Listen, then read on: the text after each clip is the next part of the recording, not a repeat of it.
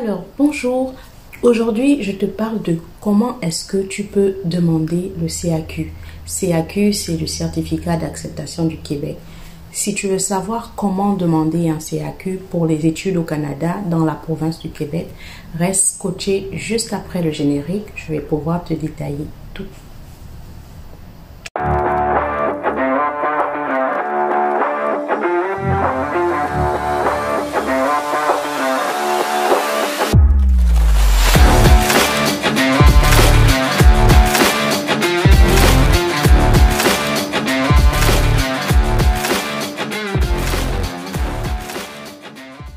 Bienvenue sur la chaîne Ma Découverte. Pour ceux qui ne me connaissent pas encore, je suis Abigail Madungu. Je suis d'origine gabonaise et maintenant citoyenne canadienne depuis le 22 novembre 2022.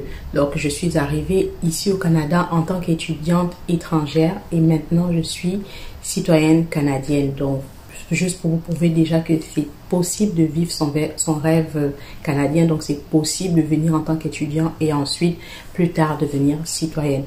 Sans plus tarder, je vais souhaiter la bienvenue à tous les nouveaux abonnés de la page.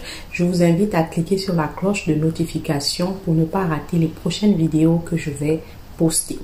Donc, aujourd'hui, on est censé parler de comment obtenir un CAQ. Ou si vous voulez, comment demander un CAQ, quels sont les documents requis. Je vais pouvoir vous expliquer comment on le fait.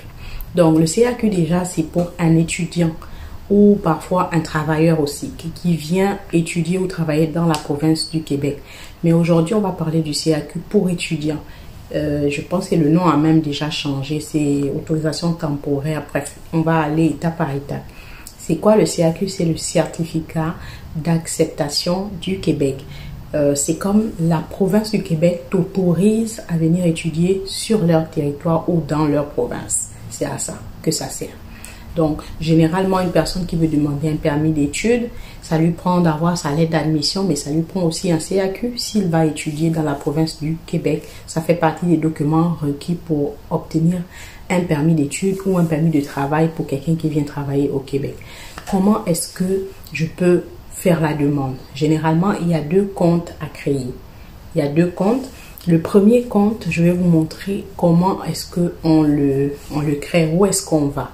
C'est simple. J'ai énuméré ça sur une feuille pour ne pas me mélanger. On va sur Google. Sur Google, on va taper par exemple québec.ca.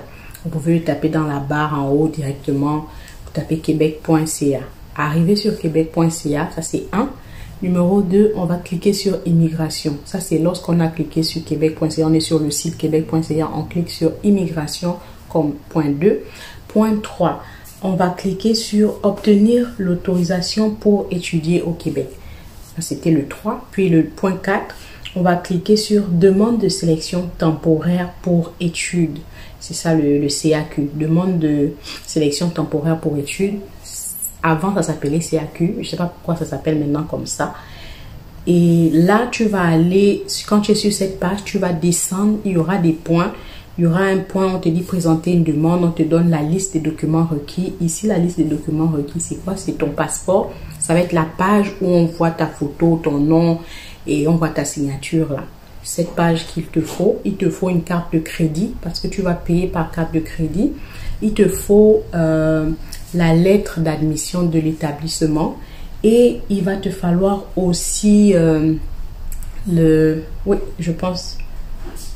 oui, c'est ça que tu vas téléverser, mais il te faudra aussi la déclaration d'engagement. La déclaration d'engagement ici, qu'est-ce que c'est? C'est lorsque tu vas finir de remplir ta demande de CAQ, il y aura un formulaire qui va sortir que tu vas devoir télécharger et tu vas devoir signer au stylo.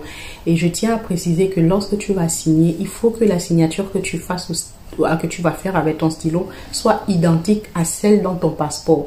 Vu que dans le passeport tu signes, la signature doit être vraiment identique. Sinon, tu vas recevoir un avis de refus. Parce que j'ai eu des cas des personnes que j'ai traité des dossiers qui ont eu ce problème-là, mais heureusement, on a pu le résoudre. Ils ont re-signé exactement comme dans le passeport. Donc, voici un peu les documents requis. Et ensuite de ça, si tu fais ta demande de CAQ pendant que tu es au Canada ou aux États-Unis, on va te demander aussi des documents de capacité financière. Mais si tu es en Afrique, il n'y a pas de capacité financière qu'on va te demander. C'est juste les documents que j'ai cités, c'est le passeport, la lettre d'admission, la déclaration d'engagement et la carte de crédit parce que tu vas payer les frais. On ne peut pas payer par PayPal. Ça te prend absolument une carte de crédit. Donc, tu vas aller au point 2. Dans le point 2, tu vas voir un espèce de rectangle bleu qui dit accéder à la demande de sélection temporaire pour études. Ça, c'est le premier compte que tu crées. Là-bas, on va te demander ton nom de famille, on va te demander ton prénom et on va te demander si tu as un autre nom, par exemple, après le mariage. Donc, ça, c'est le premier compte que tu crées. Ce compte-là est sur le site de Immigration, Francisation et Intégration Québec. Ben, le site québec.ca va t'envoyer sur cette plateforme-là. Donc, tu vas créer ton premier compte, tu vas remplir ta demande. On va te demander beaucoup de choses. On va te demander ton adresse en Afrique. Généralement, en Afrique, souvent, certains se mêlent lorsqu'on demande son adresse.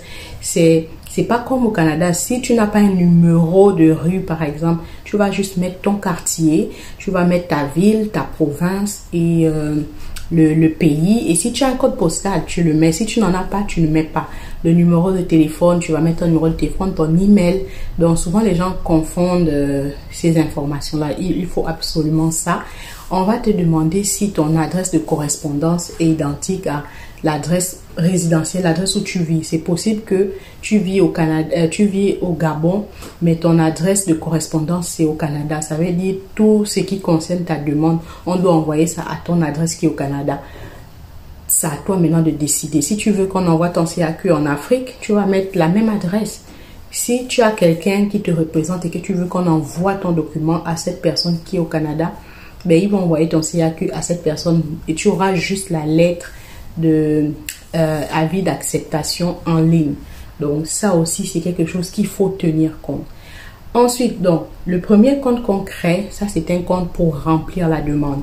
Quand tu remplis la demande et que tu as payé les frais de 120 $ pour le CAQ, à la fin il y aura une liste de contrôle, si on peut appeler ça comme ça, et dans cette liste tu auras ta demande que tu as faite et tu auras la déclaration d'engagement que tu dois imprimer et signer au stylo. Quand tu as imprimé et signé cette déclaration d'engagement, tu auras il y a un numéro en fait qui va apparaître. Un jour ou 2 jours plus tard, tu dois te reconnecter sur ton compte, le premier compte que tu as créé, pour prendre le numéro de dossier. Parce qu'il y a un numéro de dossier qui commence par la lettre C avec 00. Il y a comme 3 zéros après la lettre C. Tant que tu n'as pas encore reçu ce numéro-là, tu ne pourras pas relier ta demande sur Arima. Arima, c'est le deuxième compte que tu dois créer. Donc, si on veut aller créer le compte de Arima, c'est facile. Hein? On part, juste une minute. On va sur Google et on tape Arima. Donc, on va sur Google, on tape Arima. On crée le compte Arima. On peut le créer le même jour qu'on crée le premier compte. Juste qu'on ne pourra pas téléverser les documents à temps. Pour téléverser les documents, on va te demander ton numéro de dossier. C'est ce numéro-là qui commence par la lettre C, suivi de 3 zéros avec d'autres chiffres. Donc, généralement, ce numéro, il apparaît comme 24 heures après que ta demande a été reçue. Et là, ils vont te donner ton numéro. Donc, dès que tu as ce numéro-là, tu vas sur Google. Tu tapes Arima. Quand tu as tapé Arima, ça t'amène sur le site.